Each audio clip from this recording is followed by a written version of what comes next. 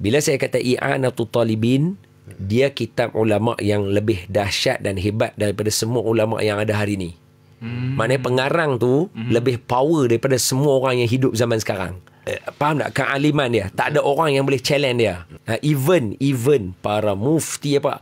Kalaulah mufti yang mana yang ada zaman sekarang pun tak boleh challenge penulis-penulis kitab zaman dulu, Imam Nawawi lah apa semua tu, takkanlah kita yang tak mufti ni boleh lawan pula. Boleh faham?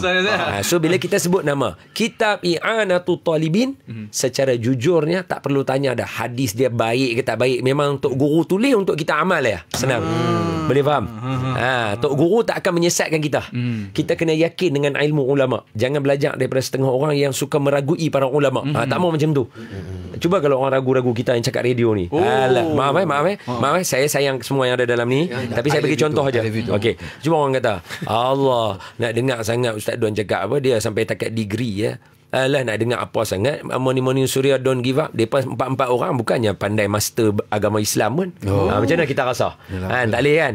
Jangan buat macam tu. Jadi sama juga dengan ulama. Jangan buat macam tu. Sebab kita semua bekerja elok, kita akan menyampaikan benda yang elok. Betul, benda yang seperti baik. mana semua orang yang amanah, kami pun amanah dan jujur. Betul. Okey, boleh dapat So tadi sebab tu dalam bab kitab i'anah, kita tak perlu tanya lagi hadis yang ulama tu pakai. Sebab kita menghormati dia dan kita yakin dengan ilmu dia. Senang. Sekarang saya bagi nombor hadis. Sebab apa? Yang ni saya ambil terus daripada hadis. Maknanya bukan daripada kitab ulama. Boleh jadi saya salah. Boleh faham tak? Itu beza cara percakapan saya. Boleh dapat